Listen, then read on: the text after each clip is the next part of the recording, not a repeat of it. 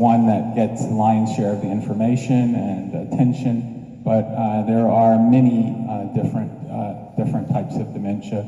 About 36, I think, that they talk about that are ones that can be categorized. Alzheimer's is one that has affected many people, particularly people of color. African Americans have a higher risk for that. The data is showing that there are, in fact, a lot of issues that are related to genetics.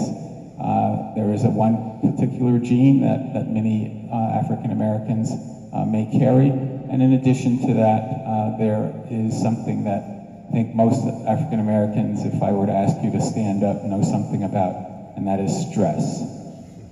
And so stress has a very big role to play in terms of the disease and does have an impact. But to answer your question, no, they are not the same. Question there, go ahead, please. Hi, thanks for taking my question. I wanted to ask if you are concerned, is there a test that you can request that you can get done? Because I know there's a lot of breakthroughs now where you can get different things done, but I'm not sure. Also, unfortunately, for the doctor that I've had, my primary care doctor, she's not the type of doctor that takes me seriously. Like, she just doesn't do that. So that's a whole nother topic. But my point is, what can you do if you're concerned that you may have some of this going on?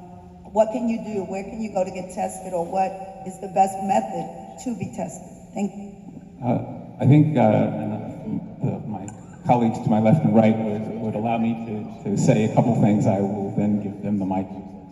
The first is that you should always look at being able to connect with a geriatrician, someone who knows something about older persons and have been trained as a subspecialty so that they have that level of expertise.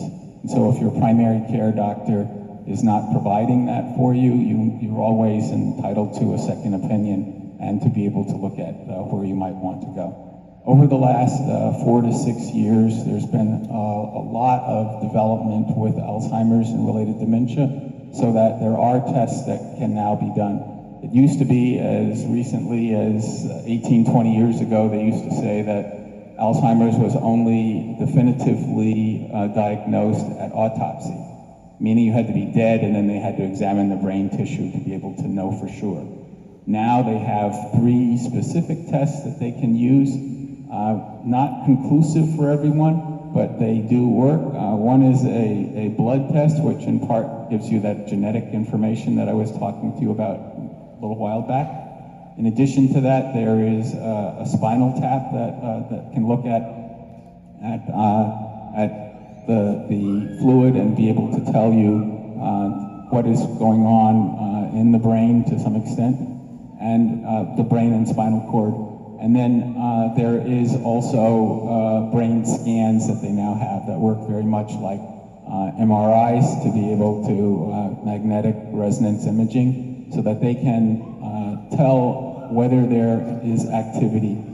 There are a lot of complexities related to dementia. It's not just something that you can tell right off the bat, but they can typically rule out other things as they get closer to being able to say what potentially might be there. But those are 3 tests that they are capable of doing. They are expensive in most cases, so it's not something that your insurance carrier is probably going to like to do.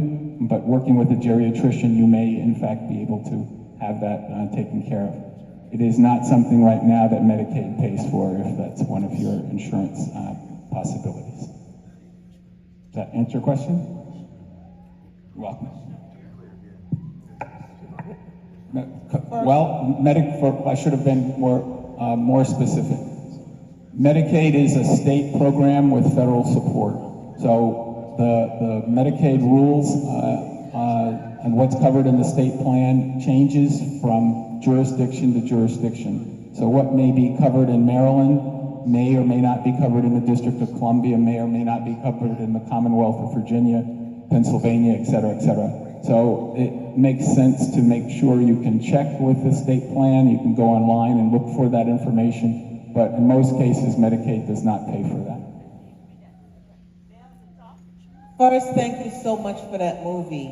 I live with a parent. My dad has lived with dementia for several years, and I recognize so many of the experiences we had, particularly before we appreciated that what he was experiencing is Alzheimer's. So thank you so much.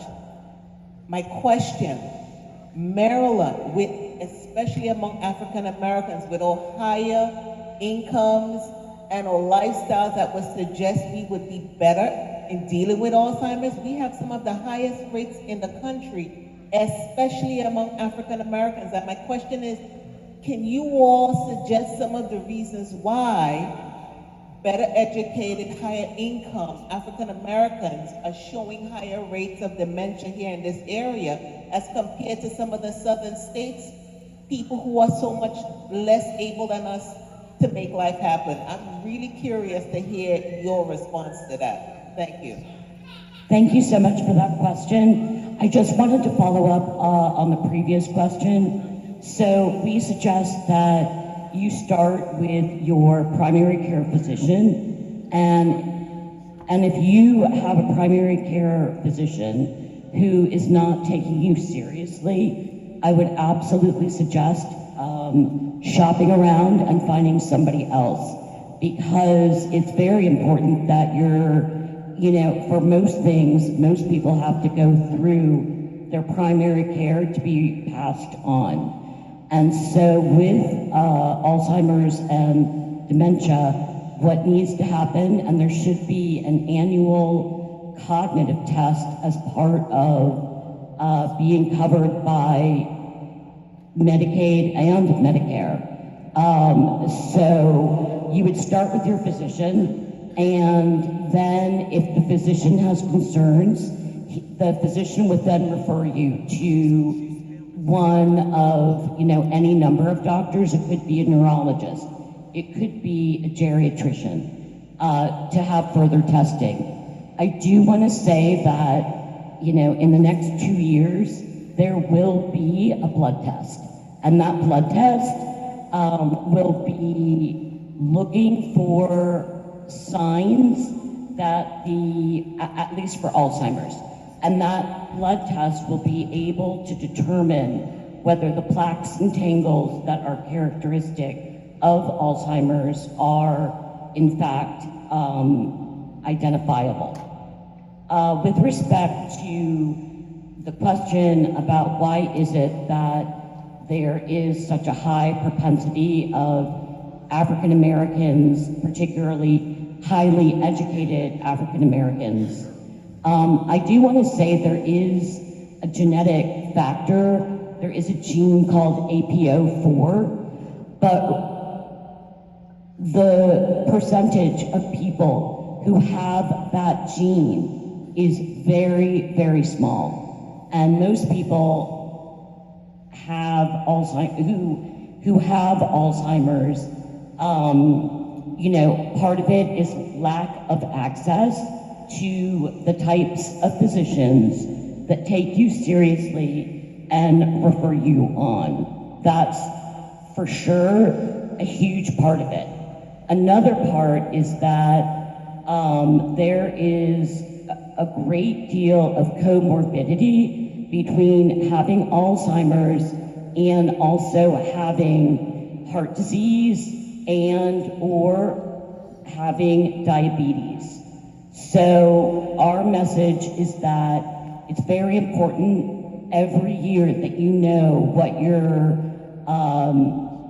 A1C is, your blood sugar, that you know what your blood pressure is, because elevated blood pressure over time equals problems. And so what you can do to protect yourself is to know what your numbers are and to take those seriously.